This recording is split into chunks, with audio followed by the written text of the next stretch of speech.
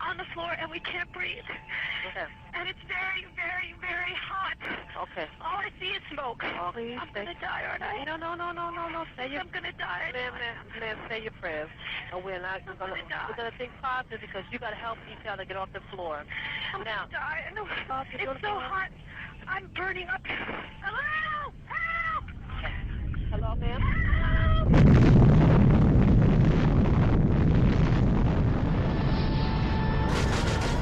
Osama bin Laden is the world's most wanted terrorist. Many to fight the bin Laden's terrorist organization, Al-Qaeda, and punish those responsible. Punish. It's a vast empire. I want justice. And there's an old poster out west, as I recall, that said wanted, dead or alive. If you go to the FBI website, they've got Osama bin Laden. And if you go to Osama bin Laden's webpage on the FBI most wanted terrorist list, you find that he's been indicted for the 1998 attacks, but not for 9/11. And in fact, a number of journalists called up the FBI and said, well, look, why have you not connected bin Laden to 9/11? And they said, well, I'm afraid we just don't have the evidence.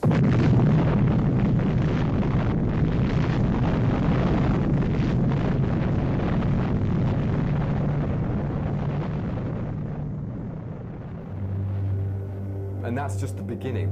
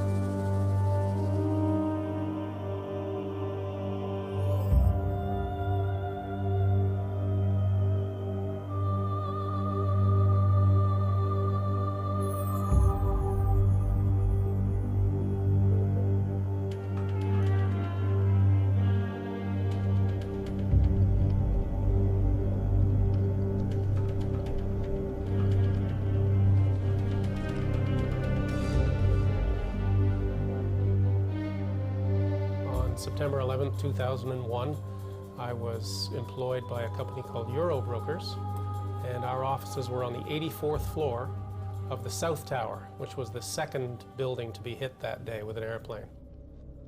And I was working away at my computer, and at 8:46 in the morning, there was this loud boom.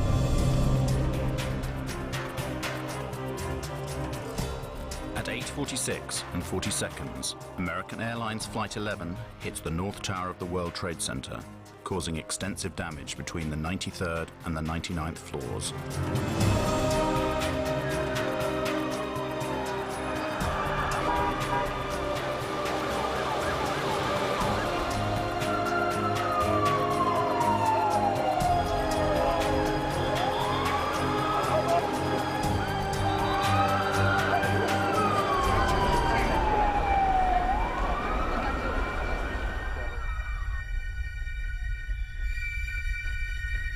And the announcement from the Port Authority came, "Your attention please.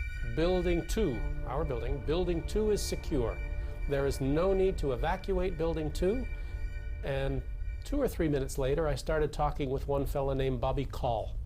And Bobby told me that he had been down about 8 floors, 10 floors, heard the announcement, and had come back up. And as he was telling me this, boom, boom, this double explosion, and our building shook. At 9:03 a.m., United Airlines Flight 175 hits the South Tower.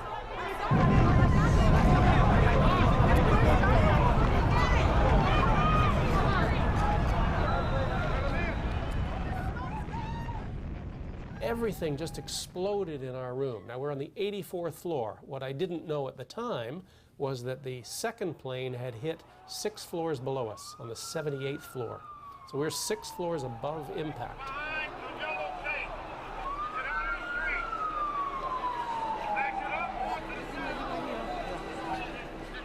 I heard this banging on the wall and this faint scream for help inside the 81st floor. I hooked underneath him and I pulled him up. He said later that I was like Superman. And we came up and over and I fell back down on my back, and this stranger landed on top of me and he gave me this big kiss. We got up, dusted ourselves off, and I said, come on, let's go home.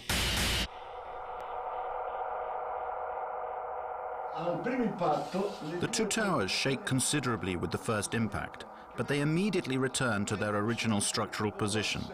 Why? Because they were specifically designed to do this in the event of a plane crash.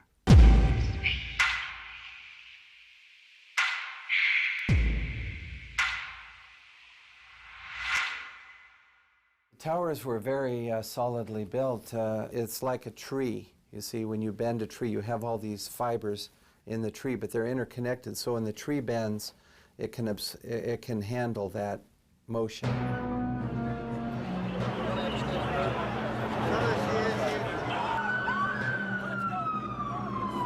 Nevertheless, 56 minutes after Flight 175 strikes the South Tower, it suddenly collapses in on itself.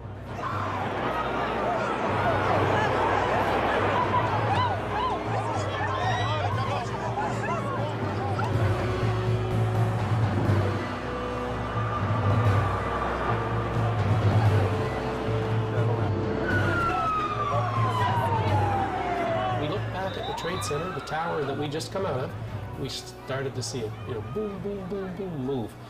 And we stared in disbelief as this took about 8 or 10 seconds for the whole tower just to go straight down and dissolved into its own ash.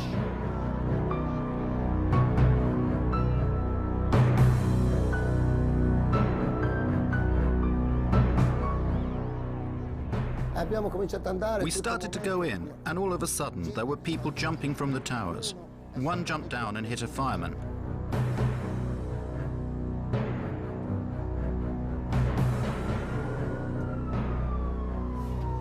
At 10:28, the North Tower also collapses.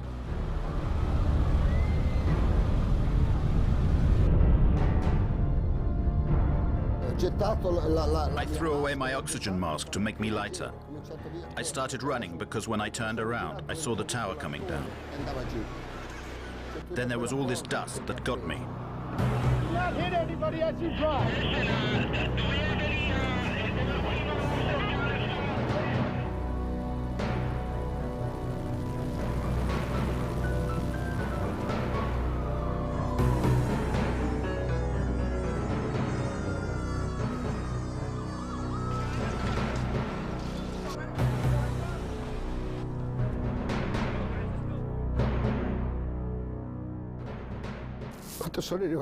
When I got home, all my family was waiting for me. And I was lucky to come back to my family. All my friends, they never came back.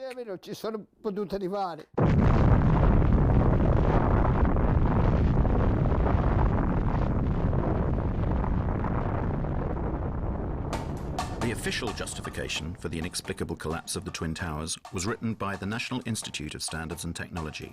Between 2002 and 2006, they studied the demolition of the World Trade Center, reaching the conclusion that the collapse of the towers was caused by the combined effects of the impact of the airplanes and the resulting fires started by these impacts.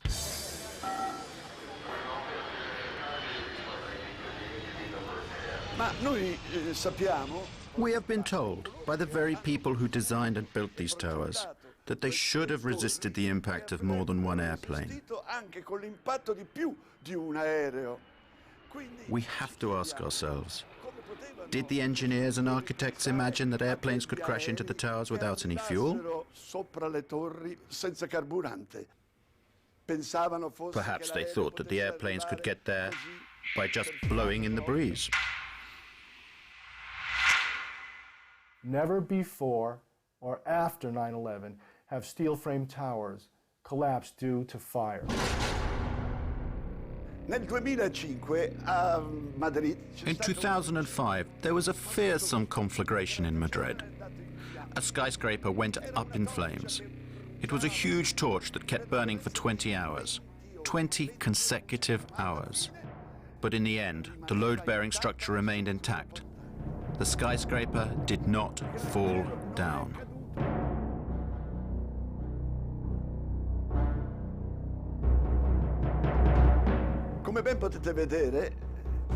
As you can see, the building is enveloped in flames. This skyscraper was not yet complete. It was still under construction. Nevertheless, it remained standing. Something you should note is the white color of the flames. This means that there is a lot of oxygen burning.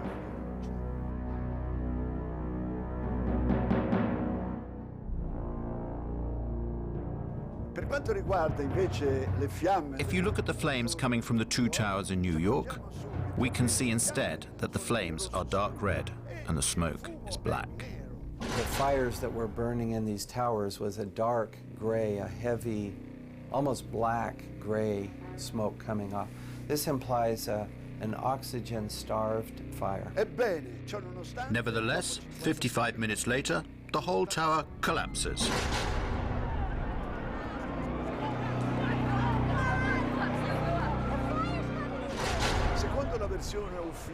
According to the official NIST version of events, at a certain point, the steel structure of the towers gave way.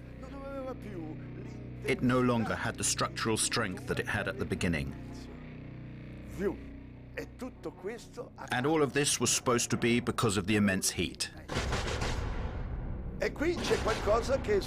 And here is something difficult to explain. We know that at some point certain people managed to walk down from the top of this tower and cross the point where the fire was strongest. Somehow they reached the bottom of the tower. How did they manage to do that? I don't know. When I looked down there, I didn't see flames. I just sensed that it was the right thing to go and try and test it. We would go as far as we could until we were stopped by flames. And when we came to the 78th floor, the last layer was standing, but it was cracked. And there were flames licking up the other side of the wall like this. It wasn't a roaring inferno. I sensed that the flames were maybe starved for oxygen right there, you know, in the interior. We kept going, and we got onto the 74th floor. When we got down that far, normal conditions. The lights were on, fresh air coming up from below. So the temperature inside the building was not particularly high, as we can see from the presence of this woman who is standing at the precise point where the plane impacted.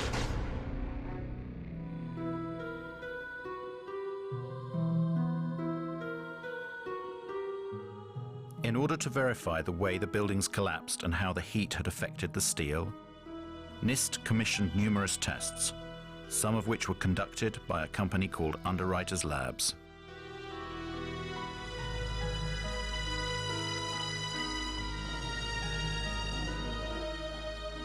And Kevin Ryan, he's the former employee from Underwriters Laboratories who challenged the NIST report.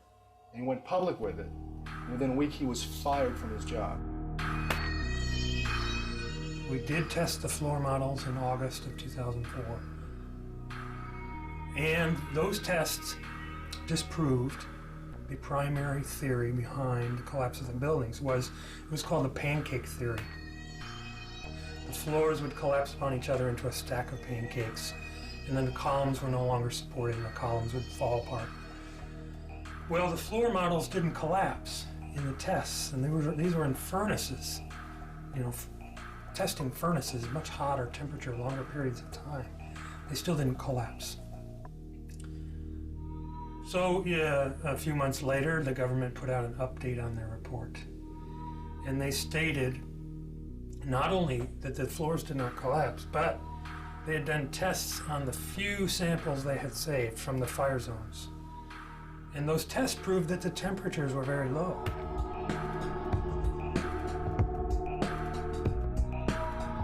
Temperatures were not hot enough to even soften steel. And yet, they're coming out with a summary statement that says that's what actually did happen, that the floors did collapse and the steel did soften.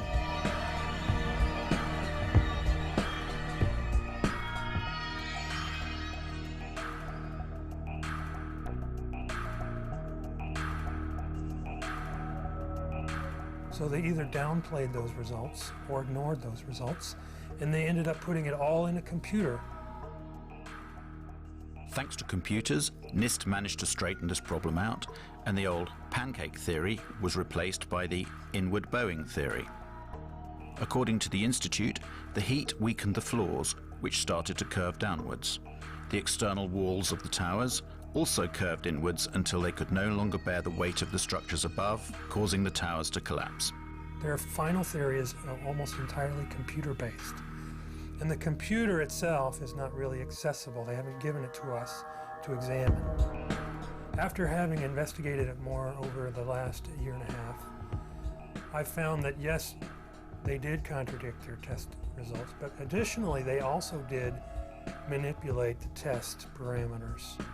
They doubled one thing, they cut something else in half. For example, their story says that aircraft combustibles were at 13 tons in the aircraft cabin. The FAA says it's more like an average of 6.5 tons. That's double. So they double it. They double the time that their computer model exposes columns to fire, 90 minutes instead of what we know is 45 or 50 minutes in both of the buildings, actually. So they double it. They cut something else in half. They double it. One of the things that particularly struck me was the incredible speed with which the towers came down. There was something truly inexplicable about the speed of the collapse. If we dropped a weight from a height of around 400 meters, which was the height of the towers, the time it would take to reach the ground, supposing that there was not even any air resistance to slow down the speed of the fall, would take approximately 9 seconds. Took about 8 or 10 seconds for the whole tower just to go straight down. The impact was at about 2/3 of the way up the tower.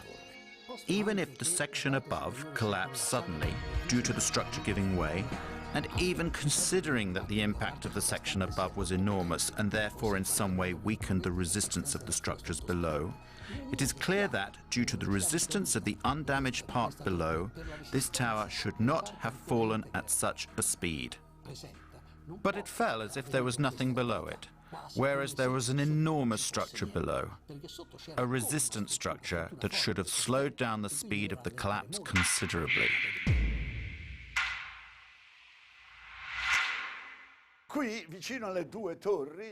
Here, close to the two towers, there was another large tower, which was hit by the debris from the tower that collapsed.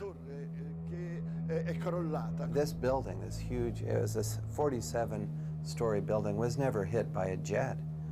And yet it came down that same day, but 7 hours after the last tower fell, 7 hours later.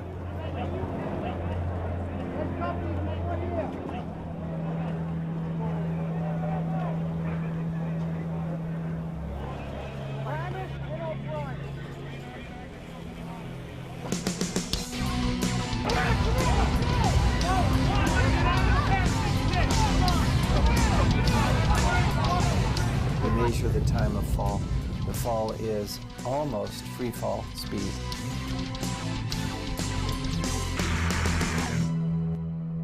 The collapse of the North Tower inflicts some damage to Building 7, causing fires to ignite on a few floors. Even the official version admits that fire has a low probability of causing the collapse. But why does total collapse take place? And why does it occur at free fall speed? As I saw the collapse of World Trade Center 7, I realized this was something that needed to be studied and could not be ignored. Building 7 and the Twin Towers share one utterly bewildering similarity: the presence of molten metal found in the debris of all three buildings weeks after the collapse. Is this molten metal that we have now studied at length that came from these buildings and existed then in pools underneath the rubble of all three skyscrapers, both towers and Building 7. A metallographic analysis was conducted by a specialized institute that examined the structure of a girder taken from ground zero. Quando sono state sfilate queste travi, la parte che era sotto le macerie pare. When these girders were extracted from under the rubble, it seems as if parts of them had melted. This is totally inexplicable because the temperatures reached by the fires could only have been 800 degrees at the most. To melt a steel girder, you have to reach temperatures of around 1600 degrees. How could this be?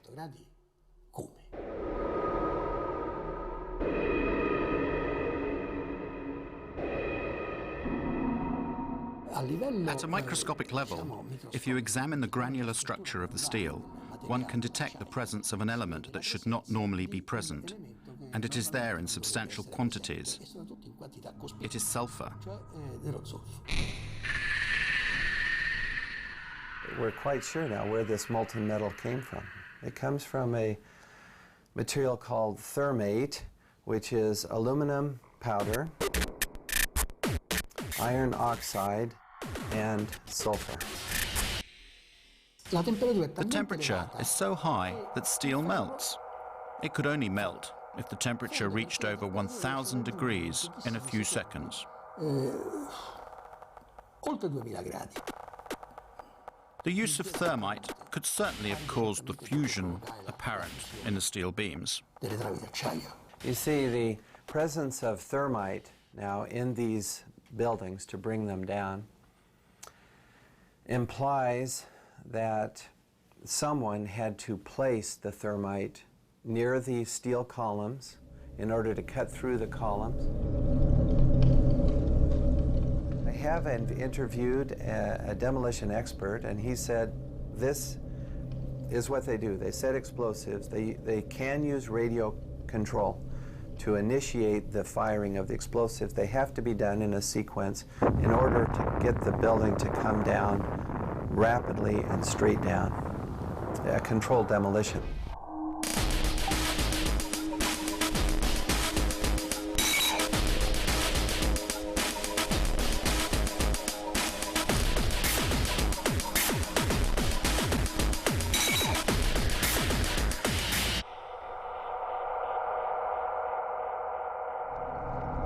Scientists, we look at different hypotheses, different explanations, but then we have to look at all the data to see which explanation fits the best. You have to incorporate all the picture. Yes, you may take an isolated fact like the plume and say, well, perhaps that was a high air pressure that somehow blew a window out, but that will not account for the molten metal or the sulfidation or the molten pools. When the South Tower collapsed and blew into my apartment directly across from the World Trade Center, I saved the dust. I gave it to Stephen Jones. The dust that was provided by Mrs. McKinley is very interesting because it's like a snapshot of the residue being produced by the tower during its collapse. It's perfect. Now we look in the dust and we see metal droplets. And when I saw that, I thought, whoa. This is what I expect from thermite because I've done a number of thermite experiments and you get small metal drops being thrown out in all directions. And this is what we see in the dust now, these little metal drops. We also see barium. This is very interesting because barium nitrate and sulfur are part of the military patent on what is known as thermate. This is thermite with sulfur and barium nitrate added to make this material cut more rapidly through steel. Now, barium is a very toxic metal, so one would not ordinarily expect this to be present in the large concentrations that we see. Well, the fact that we see it in these and in the dust is a very strong indication to me that the military form of thermite that has been used. The turned out that literally dozens of firefighters and emergency medical workers had given testimony that they had heard 1, 2, 3, 7, 8, some said 10 explosions going off in the building. Some of the people in the buildings reported that they were banged around and knocked downstairs by explosions. Other people testified to seeing flashes, and many of them said, it looked just like on TV when we see them bring down buildings with explosions. We saw the flashes, we saw the demolition rings, we heard the sounds. I worked there for 20 years and I was a janitor, the person that cleaned all the floors. The building has 6 up-levels of basement. The support companies for the cleaning of the World Trade Center were located on Big One. While I was there at 846, all of a sudden we hear boom, an explosion so hard that pushed us up. When I went to verbalize it, like 6 seconds after, we hear that boom, that impact all the way on the top. So 2 different events, and at that very moment when I said, oh my God, a guy comes running into the office, and this guy had his hands extended, both arms like this, and his skin was pulled totally from both arms, and it was hanging from the top of the fingertips like it was clothing. And I thought at that time that it was clothing. And when I went to say something, I realized, I look at his face, I realized that he had missing parts of his face. He had, on that particular day, the only master key. He went up with a master key, unlocking door after door so firemen could get in, and he himself, I think he said, brought out 15 or 20 people. So I started opening the doors of the stairwells so people could escape.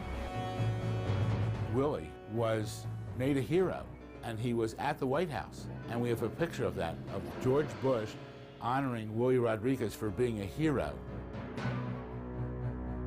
We hear boom, boom, boom, different explosions.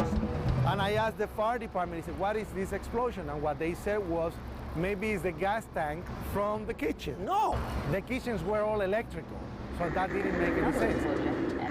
I heard a loud explosion, an explosion that I had never heard in my whole life, an enormous explosion. My ears were hearing loud explosions at ground level, very mysterious. Explosions that seemed to be at ground level as opposed to high in the air. There's no question in my mind that those buildings, based on the law of physics, could not have collapsed without the assistance of a bomb. No! When I hear another explosion, no! I think it's a bomb. Willie has taken the really 180% turn of events, saying here that President Bush, who had honored him being a hero, he's named on this lawsuit as accusing Bush and Cheney and Senior Bush and others of murder. And he's not doing it for any monetary gain, because this has just cost us everything.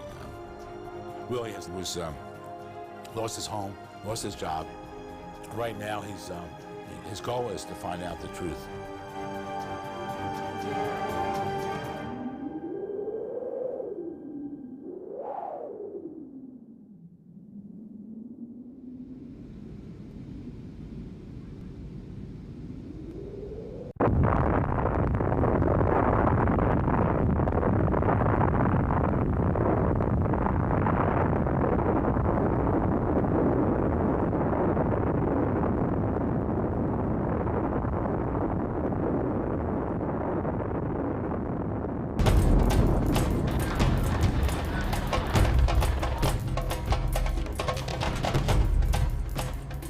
According to the official story of the 11th of September, at 9:37 a.m., American Airlines Flight 77 crashed into the Pentagon. This rare footage shows the scene immediately after the impact, an hour before the entire structure collapsed.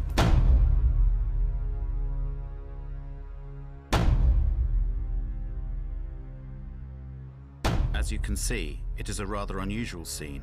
One would reasonably expect to see something of this sort. That is to say, pieces of the airplane, suitcases, debris everywhere, just like every other air crash on land. Instead, there is no substantial visual evidence of debris. I have been on some accident investigation sites in the Air Force, and I have never come across any accident scene where there's no telltale evidence of the airplane that crashed. Here we have airplane sites, crash sites, that give zero evidence. Where did the aeroplane go? Did it break up against the wall of the Pentagon? If it had done so, thousands of parts of the plane should have been scattered all over the disaster zone. You know, things like engines and landing gears and brakes and tires are very difficult to destroy. Very difficult, because they're made out of very high-tempered steel, and I don't believe the airplane could be made to go fast enough to pulverize those things. I've never seen that happen before. You look around, there's a 16-foot hole for an airplane that's 100 and some feet wide.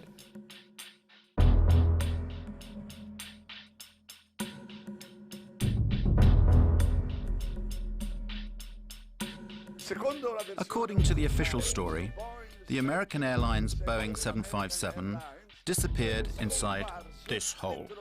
Can you see it? 5 meters. I repeat, 5 meters in diameter.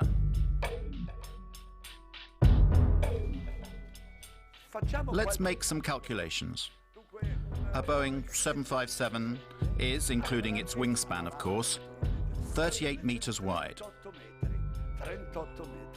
And including the rudder or the tail fin, it is 13.5 meters high. To get all of this huge aircraft into a hole 5 meters wide seems rather implausible to me. In this picture, we can see a row of windows on this side and another row on that side. They should have been smashed and destroyed by the wings, and instead they're intact. These windows aren't even broken. For years, the military refused to answer the questions of an increasing number of people who rejected the official version. When the French journalist Thierry Meyssan published the book The Incredible Lie, utterly surreal explanations were put forward to shut the detractors up. One of these maintained that the airplane had been vaporized by the speed and the force of the crash.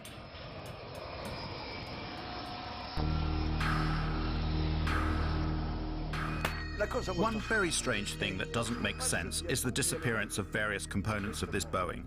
For example, the 2 engines. And what about the plane's wings? Where did they go? Had they been gasified?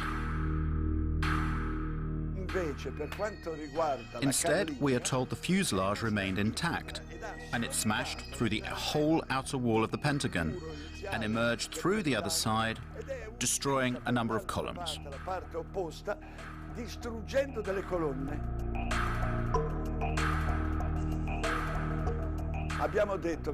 The most solid part of the airplane is without any doubt the engines. In fact, these engines are made of a titanium steel alloy. It is so tough that it doesn't even melt at 3,000 degrees centigrade. Well now, in this wall we should be able to see, if nothing else, the holes made by the 2 engines that smashed into it. No, there is no sign of them. The 2 holes that we'd expect to see are not there. And there's no indication of the wings hitting anything at the Pentagon, like you had at the North Tower. You can see the outline of the aircraft, the 25-degree bank angle. You can clearly see the outline of the number 1 engine, fuselage, and number 2 engine.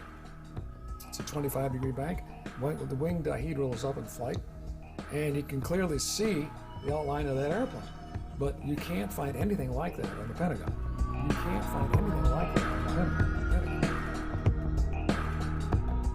These inconsistencies have created more and more difficulties for the proponents of the official version. So, while the military kept silent during this debacle, various photos of airplane debris found on the external lawns and along the supposed route of the airplane within the building started appearing in newspapers and on the web. Va bene, niente gassificazione. Very well, they admitted there was no gasification, but another theory was immediately put forward. It suggested that in order to enter a hole 5 meters wide, at a certain moment, the airplane somehow closed up its wings, just as dragonflies do. The plane entered the hole. Oh look, there they are. The engine and the other pieces of the plane were found there. One of my experiences in the Army was being in charge of the Army's imagery interpretation for scientific and technical intelligence during the Cold War. I measured pieces of Soviet equipment from photographs. It was my job.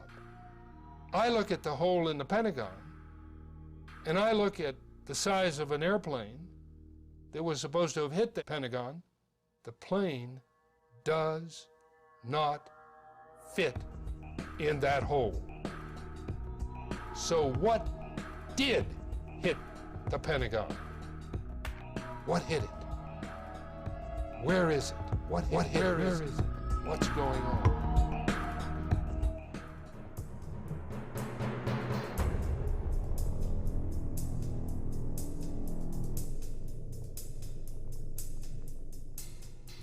General Arnold, that very morning, immediately after that alleged impact, ordered one of his fighter pilots to fly over and down to the Pentagon to look and see what he saw and to report back to General Larry Arnold himself. At that time, Major General Larry Arnold was Commander of Aviation at NORAD, North American Aerospace Defense Command, in charge of protecting the United States and Canada. His fighter pilot reported back to him that there was no evidence, zero evidence, of an impact of a plane at the Pentagon.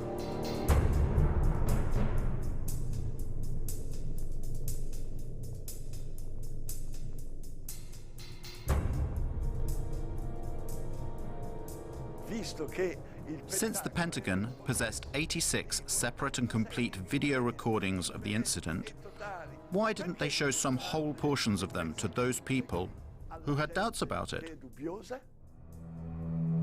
The FBI was immediately at the scene and took the surveillance tapes and confiscated 86 videotapes, both in the Pentagon parking lot, in the gas station, across the freeway from the Pentagon, in a nearby hotel, in all kinds of buildings that had their cameras trained in that general area. For a long time, the military authorities refused to release the footage of Flight 77's impact.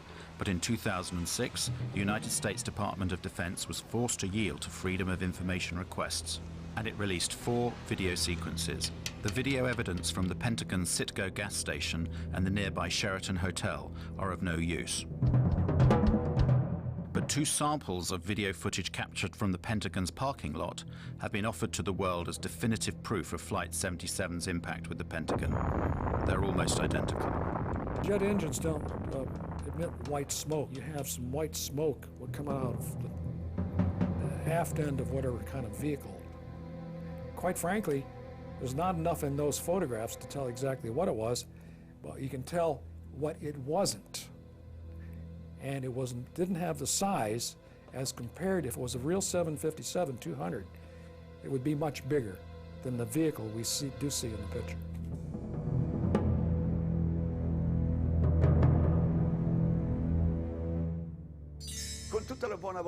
With the best will in the world, can you see an airplane here?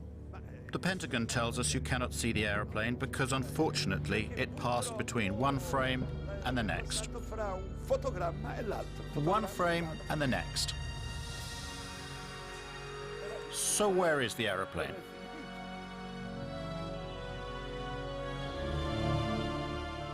According to FBI agent Jacqueline Maguire, as you can see in this affidavit, only one camera took pictures of the scene, and those are the frames that we've already seen.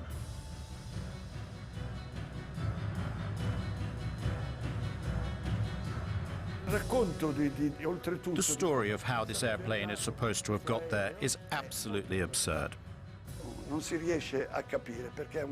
One cannot imagine how, in order to get down to the height of the Pentagon wall, it was able to make a 270-degree turn at a speed of approximately 800 kilometers per hour.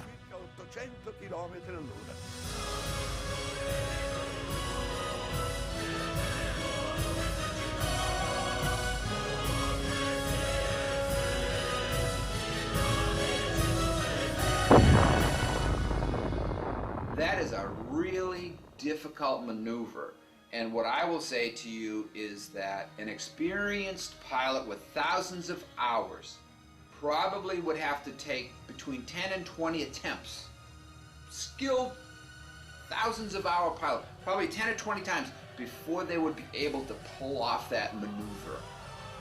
757 is not designed to do that. 757 is designed to be basically a cruise ship in the sky. It's not acrobatic, so you just can't do that with one of those big airplanes. The air traffic controllers at the Dulles Approach Control, when they saw this target come in and make this turn, they said, oh, that's a fighter. Because military fighters can do that, okay? And military fighters with autopilots and being flown remotely, they have the structural capability. They are designed to be able to be that acrobatic.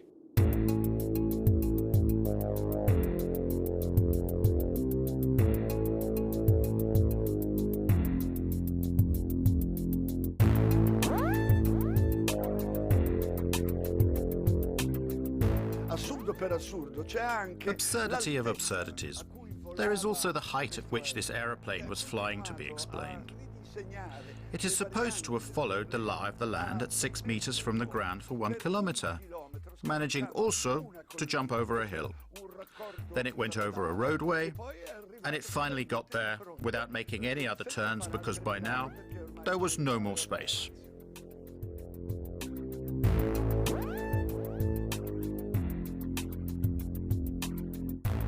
They have the airplane, the story has the Flight 77 was going 530 miles an hour, 460 knots.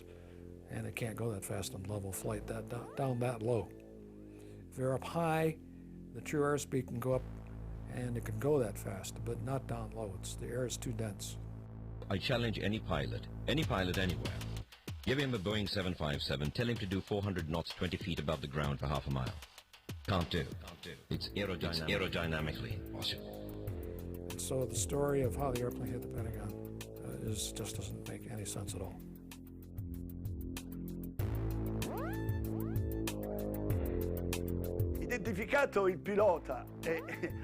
After Hani Hanjour, the plane's pilot, had been identified, his flight instructor declared that his student was not even able to fly a small single-engine aeroplane.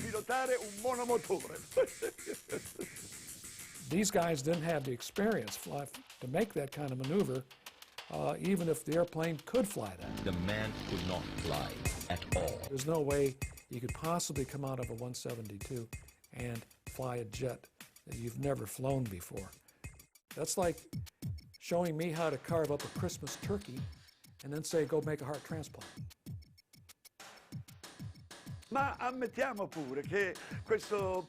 Even if we suppose that such an incompetent pilot had the opportunity to fly a Boeing 757, we still have to ask ourselves how he managed to violate the most heavily protected airspace in the world. Lo spazio aereo più protetto del mondo.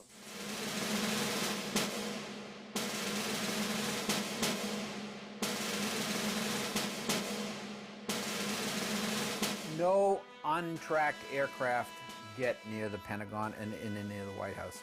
It just doesn't happen.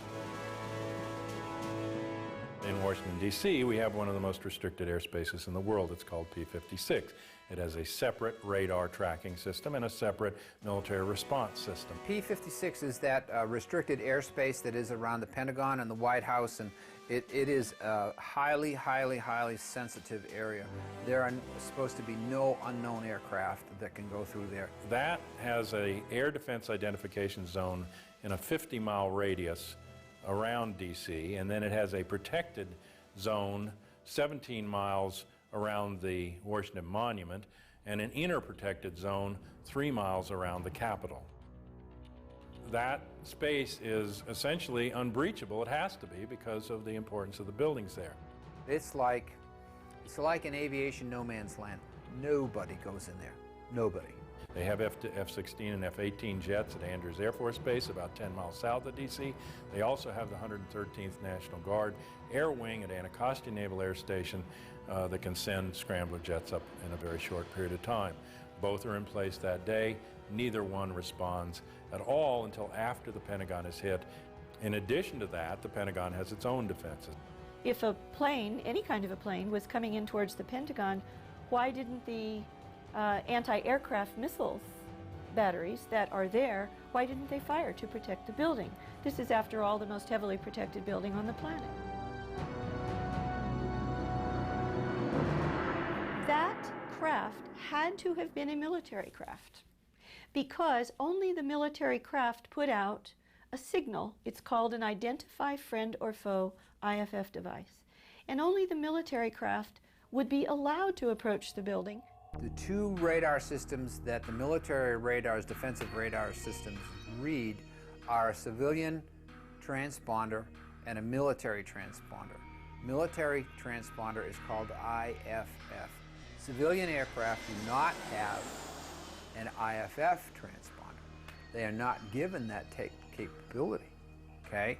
So if there was a 757, American 757 that went into the Pentagon, for example, and it shut off its transponder, it didn't have a military IFF transponder on it. So it was a primary target. It's a primary target going into that airspace, should have been shot down. What I'm describing to you is a breakdown in standard operating procedure by FAA, NORAD, P-56, and the Pentagon, all on the same day, in the middle of, after 9/05, what was known nationally to be a terrorist attack. And it makes no sense. Nobody goes in there. This is, after all, the most heavily protected building on the planet. This doesn't make any sense at all. The Pentagon symbolizes our military power in the world. And they had hit it. And to this day, nobody knows what they hit it with, whether it was an airplane or whether it was a missile. And our government will never tell us. So we just kept wait for the French to explain it. What hit it? What's going on? There is nobody anywhere at any point in this entire investigation that has said that is positively American 77. They suppose it, they presume it, they assume it, they say this is what we think it is. The controller, Daniel O'Brien, who saw the unidentified blip coming in from the west at a high rate of speed, had no way of knowing what it was, because the primary was a primary return only. The secondary radar, the transponder, was turned off. In order to identify a primary radar target, you have to have two-way communications between the pilot and the air traffic controller, and the pilot has to report over a certain geographical location, or you have to be able to tell the pilot in the airplane to make a series of turns. And then the radar controller can look at all of the primary targets on his or her radar scope and say, there's an aircraft, there's a target that just executed the turns I told. Now I can positively identify the aircraft. That never occurred. It's huge. Now, if Flight 77 really did go off of the radar screen for 36 minutes, according to her testimony, then the airplane was no longer flying.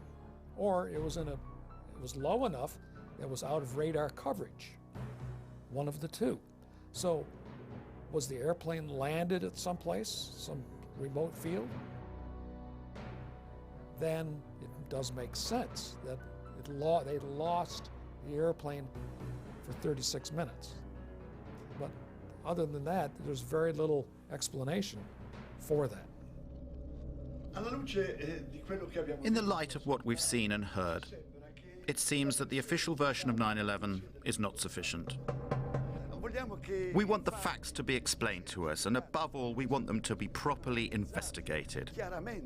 Basically, we want someone to finally tell us the truth. The United States government spends $892 billion per year to defend its citizens and its territory. It is the best protected country in the world, as President Bush has said. Nevertheless, on the 11th of September, the heart of America was attacked from the sky, and 3,000 helpless American citizens were killed in their own cities.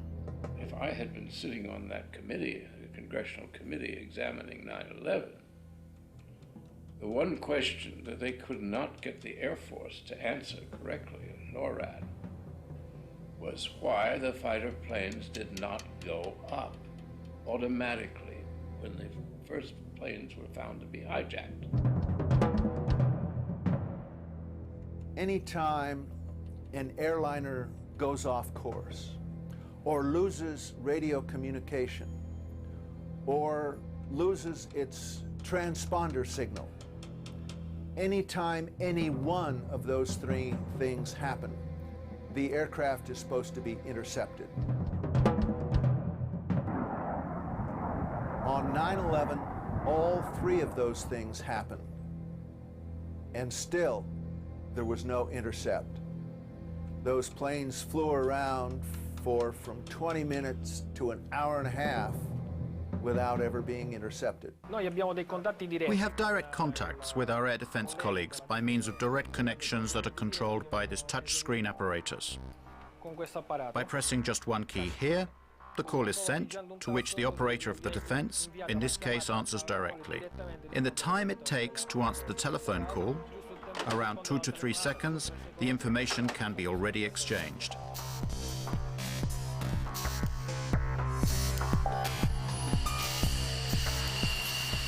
So why weren't the 4 hijacked planes intercepted and shot down? Military jets travel much faster than passenger aircraft. It would have been easy for them to catch up the jet planes before they crashed. This airplane can reach a maximum speed of Mach 2.05. This means it exceeds twice the sound barrier. This is approximately 2,400 kilometers per hour.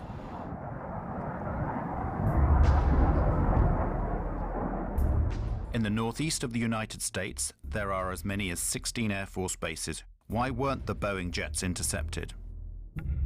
The official story argues that air defense was informed too late. One of the biggest lies is that the FAA guys were incompetent. When we lose an airplane, we take action. We do not sit, we do not delay, we go to protocol. Boom, boom, boom, boom, boom. When the air traffic controllers first saw American 11 start to lose its radio, lose its transponder, go off course, and all of these bad things that are going on, they did not take a coffee break. 67 times in that year, 2001, up till September, there had been air emergencies. They can get a plane up in from 6 to 10 minutes and scramble it, and 67 times that year in air emergencies. But there was not an instance where an air emergency went ignored for long periods of time until 9/11.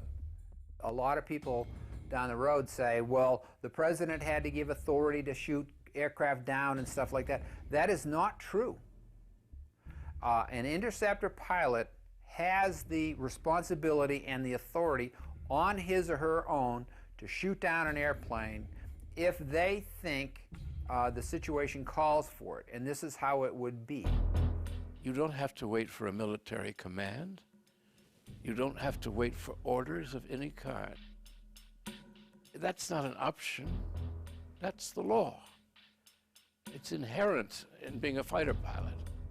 You know that's what you have to do, unless somebody has told you to stand down.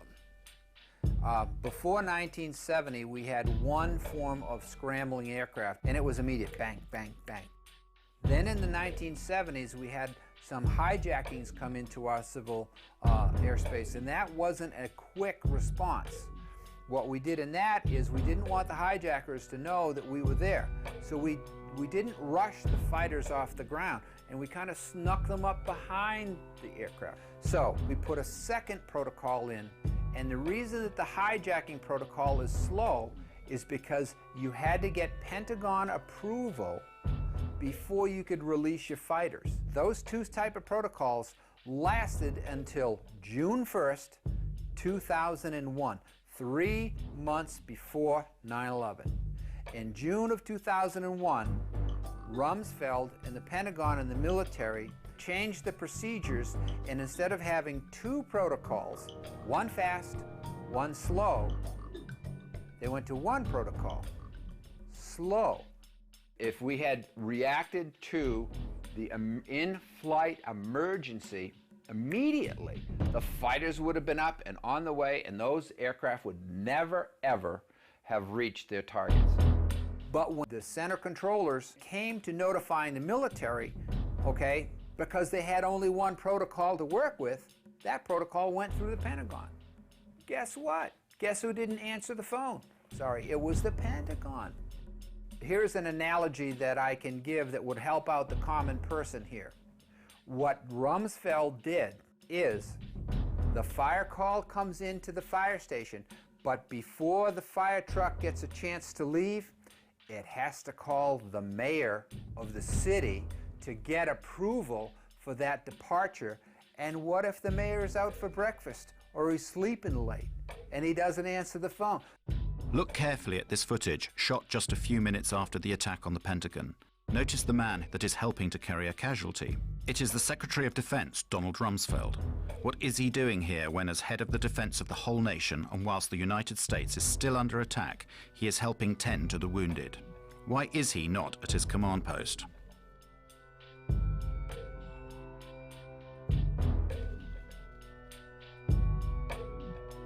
The phone calls went to the Pentagon. It went through the military, and the military was sitting there saying, oh, hey, don't answer, don't answer that phone, whatever it might be.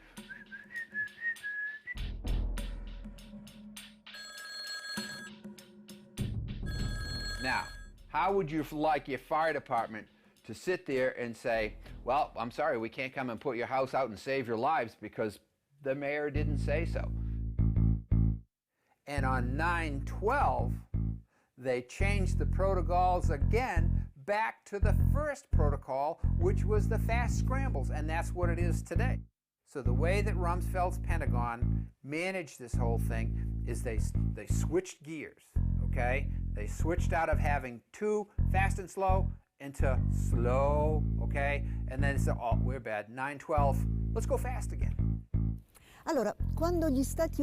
When the United States was attacked without warning at Pearl Harbor, after 8 inquiries, General Walter Short, commander of the Army for the Defense of Hawaii, and Admiral Husband Kimmel, commander-in-chief of the Pacific Fleet, were both charged with negligence and summarily dismissed. But after the 9/11 catastrophe, nobody, neither the Secretary of Defense Rumsfeld, nor the head of civil aviation, nor that of air defense, was either punished or removed from office.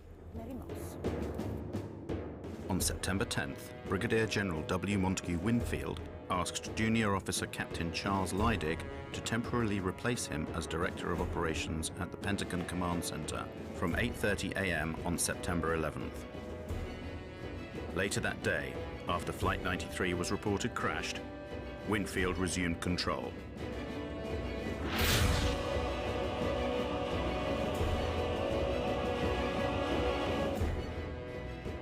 Captain Leidig had only just completed a course qualifying him to run the command center.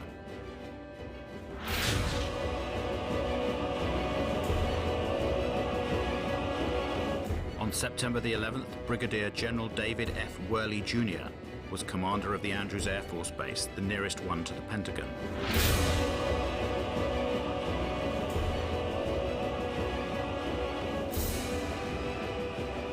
On September the 11th, Richard B. Myers, Vice Chairman of the Joint Chiefs of Staff, in the absence of Chairman Shelton, was the temporary head of all U.S. Armed Forces.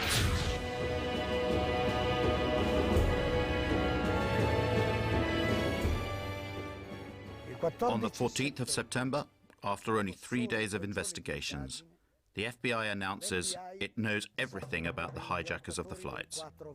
We have, in the last 24 hours, taken the manifests and used those as an evidentiary base, and have talked to many of the families of the victims, and have successfully, I believe, identified many of the hijackers on each of the 4 flights that went down. Let's look at the Lockerbie case. It took 2 years to bring indictments in that case. 2 years. In this case, in only 3 days, the FBI provided the names of all the hijackers without providing any evidence that they were actually on the flights. On the 12th of September, the Attorney General of the United States, Mr. Ashcroft, declares to the whole world that the passport of one of the hijackers had been found. a few blocks away from the ruins of Ground Zero.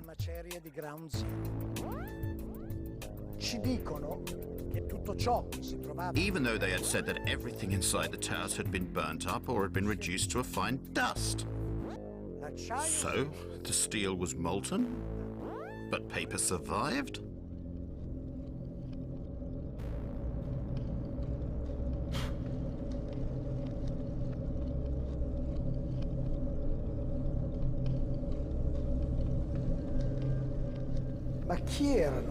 Who were these hijackers? The official story states that 15 out of the 19 came from Saudi Arabia, that they were trained in Afghanistan, and that they were Islamic fundamentalists, fanatical Muslims. Al-Qaeda is supposed to be a Salafist network, you know, and Salafism is a very, very Puritan strain of Islam that suggests that we need to follow very closely, to the letter, the activities of the Prophet Muhammad. So, were these people Islamic fundamentalists? The evidence would suggest no. Muhammad Atta was basically not an Islamic fundamentalist. There was always drinking, always drinking. There wasn't wine, it was beer or liquor or whatever. There was always drinking, always. And they had massive supplies of cocaine. Muhammad and all these people that he was with, they were drunk and stoned out of their freaking minds.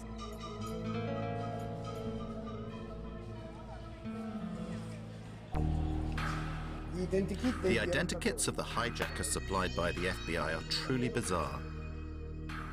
Each identikit corresponds to a number of persons. These persons are very different. They have different attitudes and different biographies.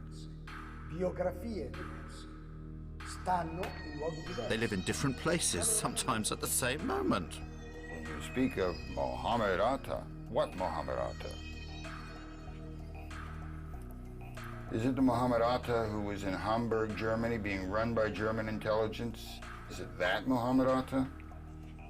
Is it the Mohammed Atta who appears in Venice, Florida, which is a major locus for the National Security Agency, who's supposedly training at a little flight school for a little single and dual engine Cessna aircraft, and who's rooming with a man named Charlie Voss, who was a CIA pilot who ran guns into Nicaragua and cocaine out for the Central Intelligence Agency? Is it that Mohammed Atta? Is it the Mohammed Atta who spoke to his father on the 12th of September, as Newsweek reported, in an interview with his father in Cairo? Is it that Mohammed Atta? Is it the Mohammed Atta who appears in a bar called Shuckham's Bar in Hollywood, Florida, doing lines of cocaine and drunk on Stolichnaya vodka, and who, when asked to pay his bill, says, I work for United States Airlines, you think I can't pay my bill? And then he says, fuck God. This is not the behavior of an Islamic fanatic who is about to commit a suicide martyrdom operation. Prima che l'Atta che risiede ad Amburgo in Germania, according to the official version, before Atta, who lived in Hamburg, Germany, moved to the United States, his American namesake was visiting an office of the Department of Agriculture, where he spoke to an employee to request a loan of $650,000. With this loan, he wanted to rent a small aeroplane and attach a large tank of chemicals to it. Upon the refusal of the woman to give him the loan, he began to threaten her, saying he would cut her throat. Then he told her he was an American Airlines pilot. He threw a bundle of banknotes onto the desk and asked for information about the security systems of the Twin Towers. He even tried to buy a poster of the Pentagon that was on the wall of the office.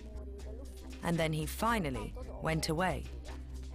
Well now, is this the typical behavior of a member of a secret sleeper cell?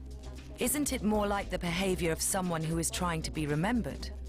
This is not the behavior of an Islamic fanatic who is about to commit suicide.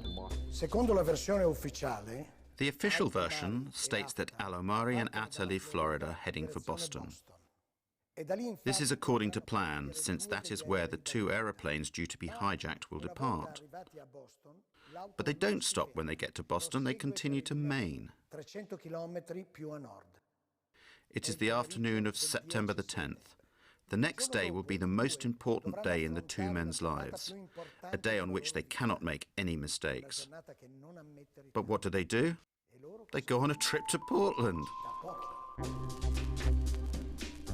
They spend the night there and they attract attention to themselves with their noisy revelry. They also pay with credit cards in their names. They do everything they can to leave traces of their presence there. Next morning at 6 a.m., they fly from Maine to Boston. The plane that they are going to hijack takes off only half an hour after their flight lands. This is a very tight time window, potentially putting the whole plan in jeopardy. The circumstances surrounding the departure from Portland to Boston is very important, both in terms of the investigation and in shaping public opinion. It is there that the airport's CCTV cameras record the video in which we see the faces of Atta and Al-Omari. This video has been shown hundreds of times on television as evidence of the two terrorists boarding the aeroplane they are about to hijack. It's not true. That video shows them embarking at Portland. There is no evidence of the presence of these hijackers. It is simply something that the FBI tells us, without any proof. There is no proof. There is no way to prove the presence of any one of these patsies, these scapegoats on the planes. None at all. On September the 16th, one of the alleged hijackers of Flight 11, Abdel Aziz Al-Omari, went to the Jeddah consulate to protest his innocence to US officers. Al-Omari, a pilot from Saudi Airlines, receives an official apology from the American officers in Riyadh.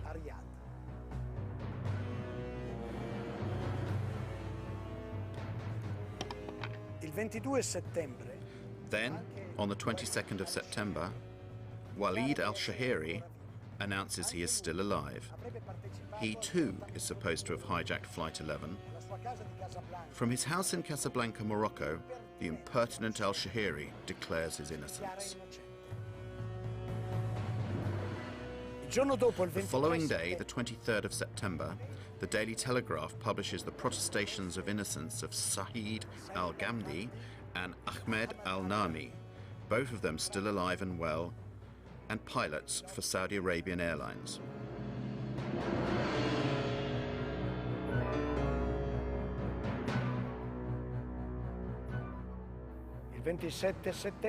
On the 27th of September, CBS tracks down Salem al-Hazmi. According to the FBI, he was dead after Flight 77 crashed into the Pentagon. But curiously, he persists in hanging around alive in Saudi Arabia, where he works in an oil refinery.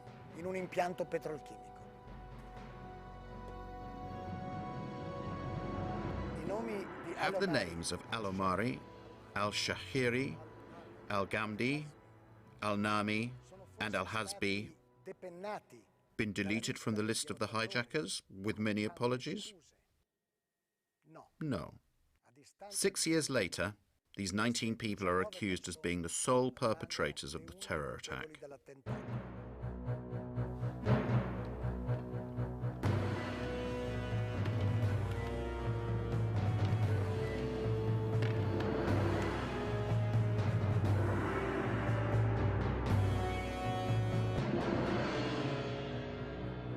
If we can't establish the identities of the perpetrators, then you have a serious problem in your criminal inquiry. Raising this question is not about raising conspiracy theory. It's really just about criticizing the absolutely ridiculous nature of the criminal inquiry and the fact that they have no idea who carried out these attacks. Then the fundamental question in a criminal inquiry is who did it?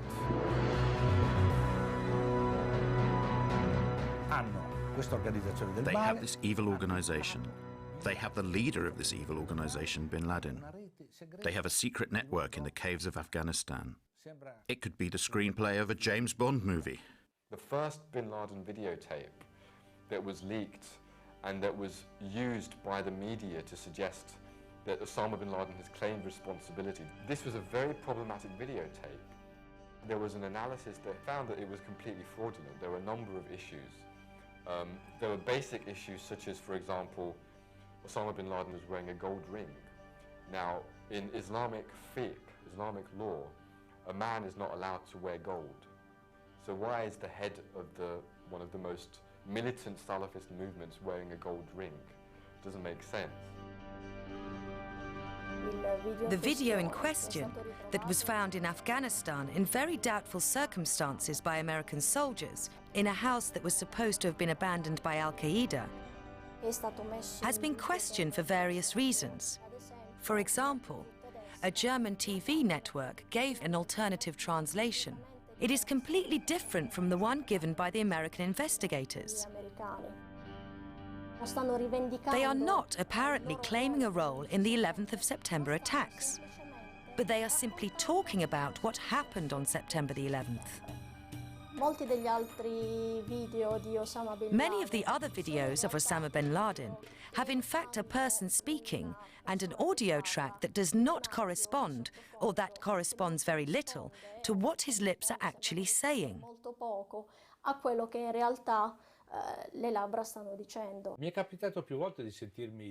People often ask me, how can you doubt the official version if Osama bin Laden himself appeared several times on television to say, I did it?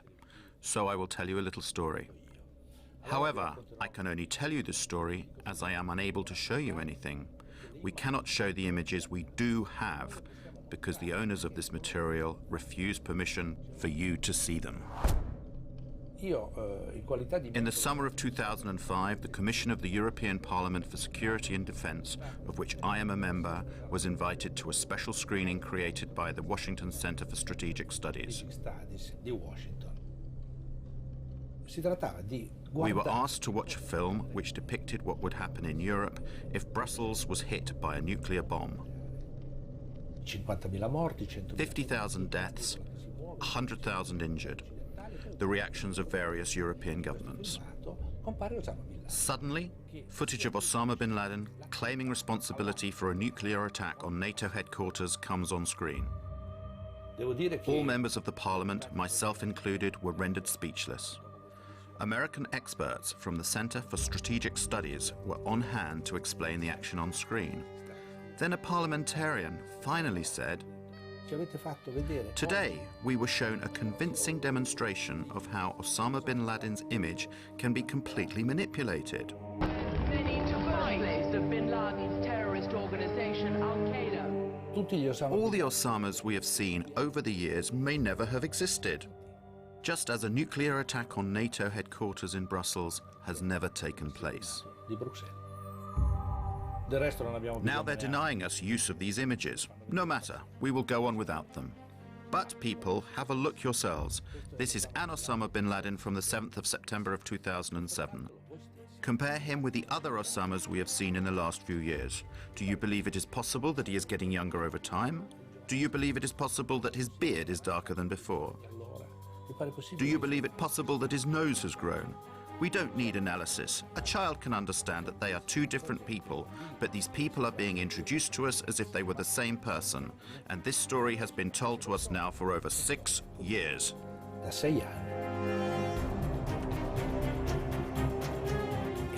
Did bin Laden organize the attacks of September the 11th? And if so, did he do it alone or with someone else? At this point, we must explain the origins of Al-Qaeda. Al-Qaeda è stata fondata Bin Laden founded al-Qaeda in 1989 at the end of the war between the Soviet Union and Muslim guerrillas in Afghanistan. E guerriglieri islamici in Afghanistan. It was after that war and not before that war. So who or what were all those Muslim guerrillas supposed to fight? What did al-Qaeda mean at that time? And this is very interesting. We'd have to go to Robin Cook, the late Foreign Secretary. In the Guardian article, he confirmed that al-Qaeda was a term that was invented by the CIA, and it had been invented to designate a database of mujahideen that were recruited and trained by the CIA. And he's right, because the Arabic word for database, you just have to add this word. It's Al-Qaeda Ma'lumat. Al-Qaeda means the base, and Ma'lumat means data. Together it means database. Al-Qaeda is fake. Al-Qaeda is not an organization. Al-Qaeda is only a label. There is no organization like Al-Qaeda. Al-Qaeda is a list of participants in the Afghanistan war of the 80s. Al-Qaeda is nothing. It is only a puppet blown up by the Western propaganda to show the public the big evil.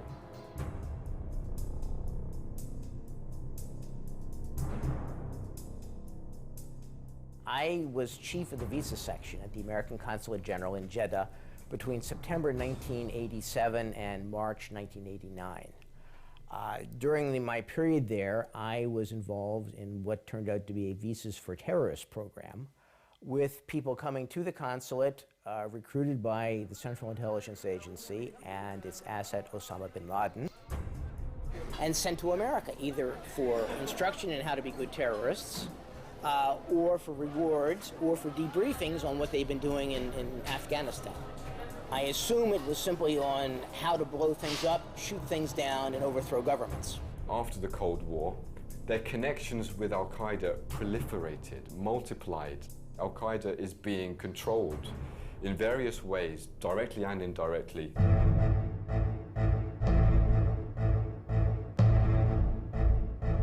Systematically, Al-Qaeda has been used in various theaters of conflict. So from 1992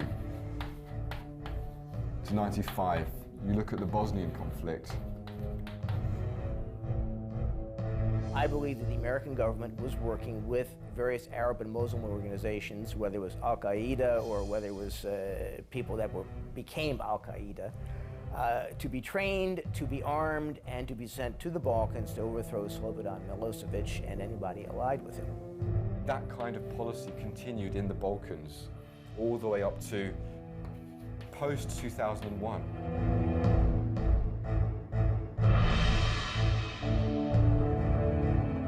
American Secret Services, who only delivered weapons during the war, after the war also engaged the jobless mujahideen on their own payroll. That is a proven fact. There are a lot of testimonies of mujahideen before German courts.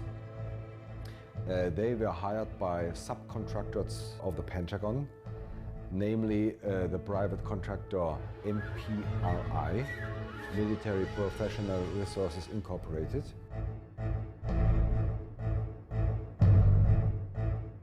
MPRI is formally private, but in fact it's kind of secret device of the US Army.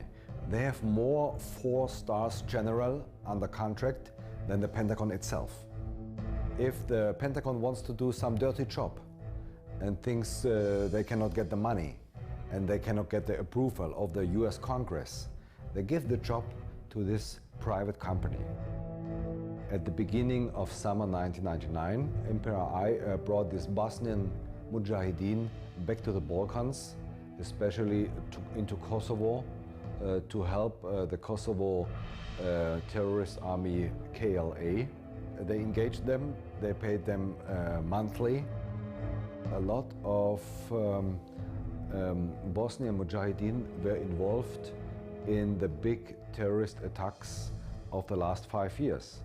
So, speaking about 9/11, 5 of 7 Arabs in the center of the 9/11 plot were former Mujahideen fighters in Bosnia. 5 of 7. Nobody speaks about it. What is required for you to get a visa approved to enter the United States? The type of information you have to supply is extremely detailed.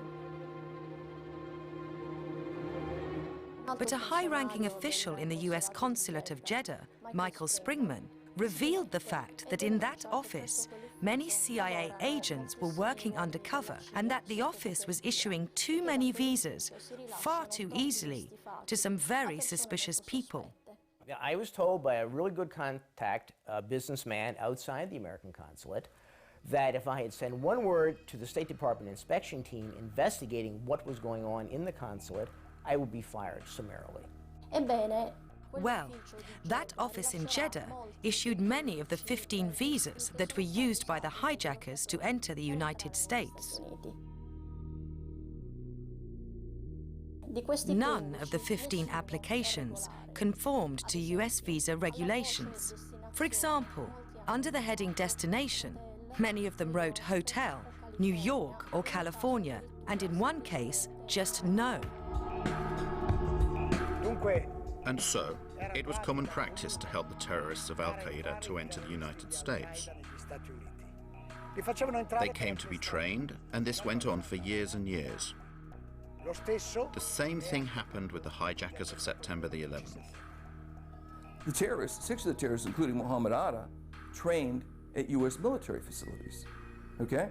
Mohammed Atta went to International Officers School at Maxwell Air Force Base. Maxwell Air Force Base in Alabama, Brooks Air Force Base in Texas. Their contact address, the Pensacola Naval Station in Florida, the Defense Language Institute of the Defense Intelligence Agency in Monterey, California. The hands of intelligence are all over these people. So, to sum up, the main hijackers trained and fought in ex-Yugoslavia, where they were paid by a company of mercenaries that was connected to the Pentagon. Thanks to the CIA, they got entry visas to the United States. Once they were in America, they did everything they could to be recognized and to attract attention to themselves, since they were sure of their impunity. They trained in American military bases and went to flight schools, although they didn't learn to fly.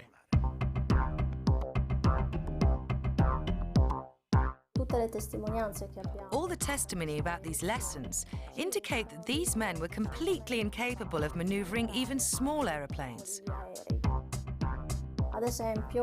For example, Mohammed Atta hired an aeroplane from a flight school, but he was not even able to take off.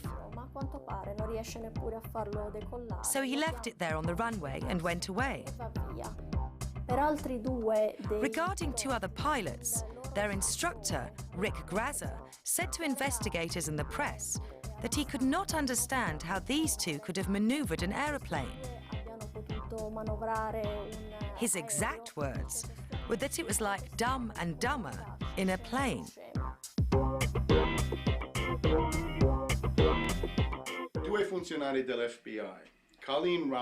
Two FBI agents, Colleen Rowley in Minneapolis in the state of Minnesota, and another who was in Phoenix in Arizona, sent messages to the FBI's headquarters in Washington, saying, more or less, watch out. There are many Arabs here who have enrolled in flight schools. The first person in the flight school that called the FBI took a big risk, because at the time what he was doing was reporting about a customer, a paying customer. And those flight schools depended upon, to a certain extent, foreign pilots. And so now he's reporting about a paying customer. You know, this person is very suspicious. A list of facts that pointed to Moussaoui being a terrorist. He wanted to learn to fly but not take off and land. I have never seen such a unusual person seeking flight instruction.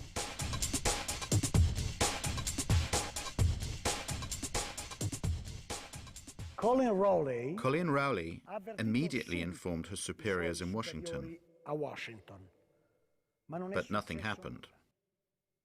Their investigations were obstructed. There were no warning signs that I'm aware of that would indicate this type of operation in the country. I wrote a memo in May of 2002, 12, 13-page memo, is the Joint Intelligence Committee report. And both of those were, I hope, you know, basically what my memo did was expose that this was not true, that 9/11 could not have been prevented. The FBI's acting director, a guy by the name of Picard, during the summer of 9/11, he attempted to brief Attorney General Ashcroft about terrorism a couple of times. And the first time, Ashcroft showed little interest in terrorism. In fact, Ashcroft ended up ranking terrorism as his lowest priority in August of 2001. At one point, Picard was told by Ashcroft, "I don't want to hear any more about terrorism."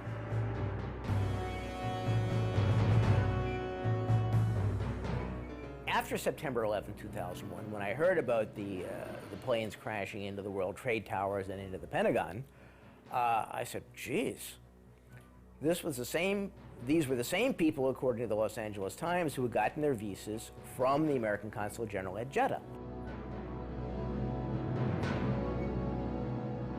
I called the Federal Bureau of Investigation and tell them essentially the basics of the Visas for Terrorists program. I did this, I called, and I called, and I called. I was passed from one office of the FBI to another and ended up at the Washington field office, and someone there said, "We'll get back to you." Well, 6 years later, I'm still waiting.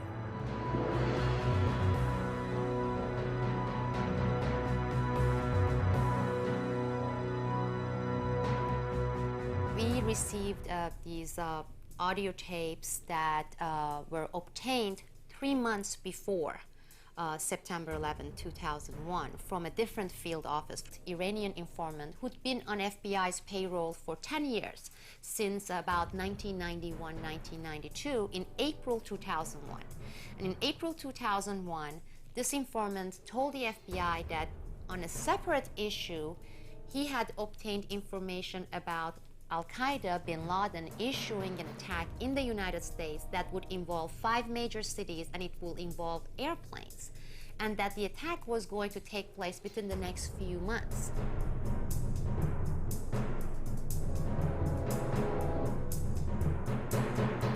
They took the information, they found it important, they filled out forms, they came back to the headquarters, and then they filed it. They gave it to the superiors, right?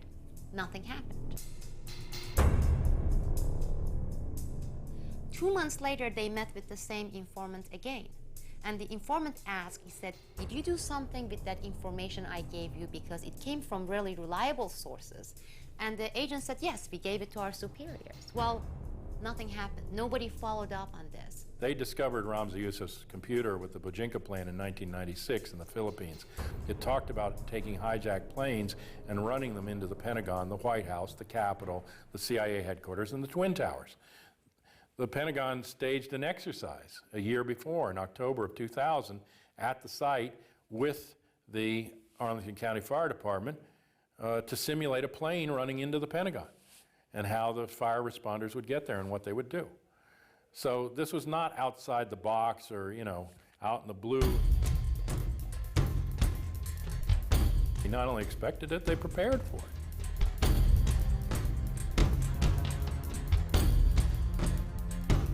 One of the most frequent declarations made by the Bush administration was that these attacks took us by surprise.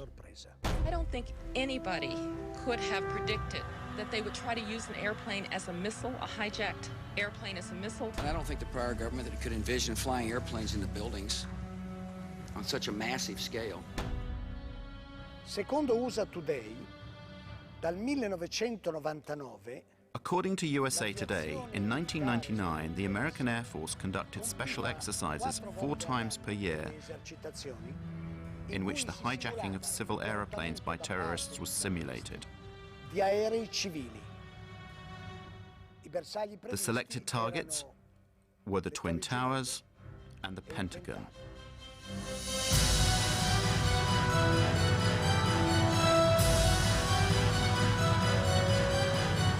I don't think anybody I could don't think have the prior predicted. government that could envision flying airplanes in the buildings. Could have predicted. I don't think the prior government that could envision flying airplanes in the buildings.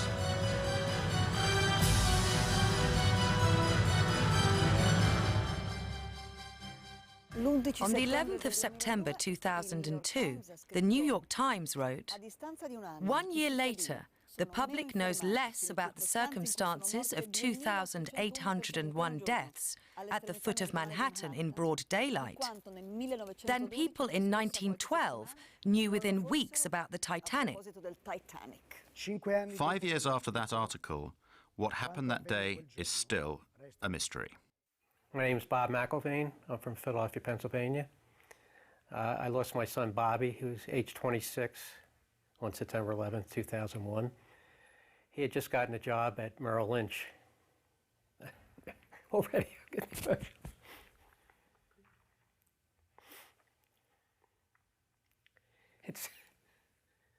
It always hits you blind. And don't worry, I'll get over it. But I mean, anytime you just mention that day, it's like the pain just comes shooting up. And of course, when you keep doing this, it's, you think it gets better, but it just never gets better. I risultati della commissione d'inchiesta The conclusions that the 9/11 Commission came to have been very disappointing. A lot of evidence has been ignored. Many witnesses were not called to testify. The final report glosses over a great many key issues. A few days before 9/11, Mohammed Atta received a huge sum of money, about $100,000, money which was delivered by a Pakistani Secret Service officer. And the big scandal is that the 9/11 Commission of the US Congress never interrogated this man and never tried to bring light into the story of this 100,000. While everybody was doing testimony televised to the whole nation, mine was behind closed door. Now, why would they want that behind closed door? That didn't make any sense. Anyway, I told them exactly the same argument that we have here, that we heard explosions, that people were burned prior the building getting hit by the plane, that these people were alive and they were available to be interrogated. And wow, what a surprise. The final report comes out. They didn't even mention my name, doesn't appear anywhere. They didn't call, not even once, any of the witnesses that we gave them. So you have 17 firefighters, you have 22 survivors, and they didn't call not even one of them. Specifically me as a parent, I have an obligation to find out who murdered my son. The commission gave me nothing. 9/11 Commission was not an investigation. Remember, the entire bin Laden family was on one of the planes later. They'd been collected from all over the United States, and they were whisked out of the country with the speed of light while the Pentagon was still burning. So they asked Mueller, who authorized these people to leave the country? Well, someone in the State Department. Well, can you tell us who? He said, well, I don't recall. I don't recall. Another instance, General Myers, this is later on in the commission. They asked about Moussaoui. Do you recall getting any information concerning Moussaoui? His answer was, I don't recall. I don't recall. I don't recall. Ashcroft, Attorney General. Picard was the FBI head during the summer.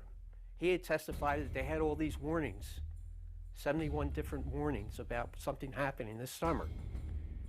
And Ashcroft sat there and lied. He said, I didn't know these things. I didn't know these warnings. We were paying attention to terrorism. No warning signs that I'm aware of. Anybody And I don't think the could prior have government could predicted. envision flying airplanes into buildings. These people lied, and our government protected them. It was obvious they were lying. These people that people were testifying should have gone. Mueller should be in jail. Ashcroft should be in jail. Condoleezza Rice should be in jail. I don't think anybody warning signs could I'm have aware of. predicted that they would try to use airplanes into buildings. Punish.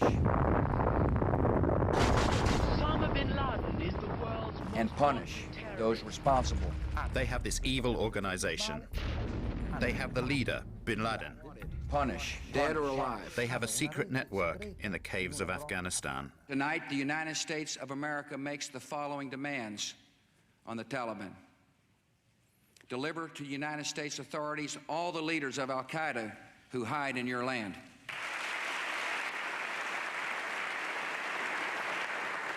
Give the United States full access to terrorist training camps so we can make sure they are no longer operating. These demands are not open to negotiation or discussion.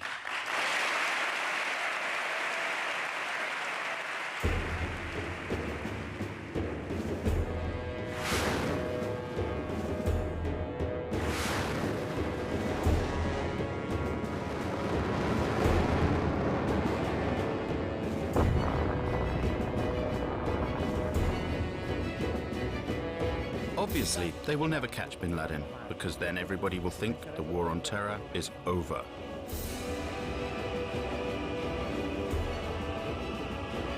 It's hard for Americans to imagine how evil people are who are doing this.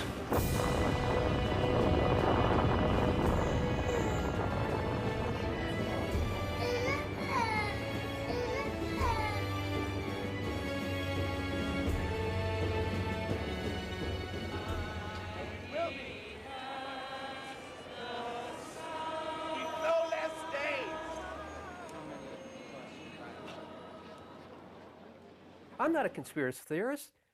I'm a parent looking for the murder of my son. And you have to be a moron to think that 19 Arabs did it. Again, my dogs know better than that. So that's very important. Put yourself in my shoes and think of your child being murdered. And you've never had an investigation. Well, how would you feel if they refused to investigate the murder of your child?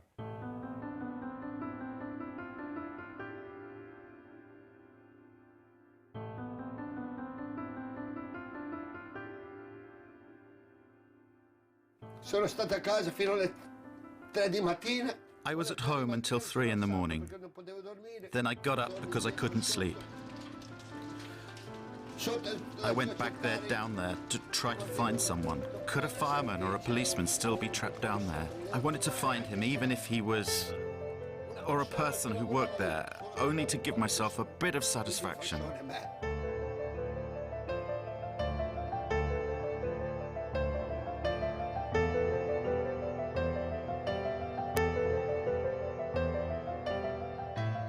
Sono stato laggiù per 9 giorni a fila. I was down there searching for 9 days, but I didn't find anyone alive. I went down there for nearly a year and a half. And if I wasn't down there working and searching, I was at funerals. They took my friends from me. They took my job from me. And I really loved that job. And they took my health from me. I do not want people to forget that day.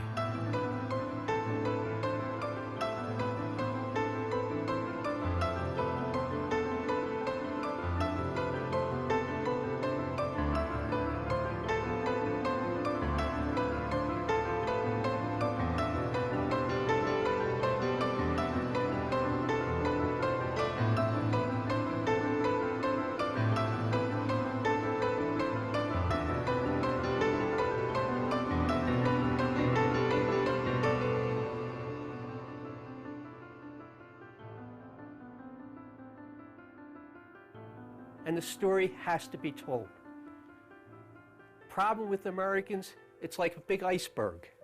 We live at the tip of the iceberg, and we're afraid of the dark truths of our history, and it's getting worse and worse. Well, this is a real dark truth. It will pull the whole iceberg down, but then hopefully it'll rise back up. But we have to learn the truth, or this country isn't worth anything. All that history is lame, and the people should be ashamed of themselves for not seeking the truth.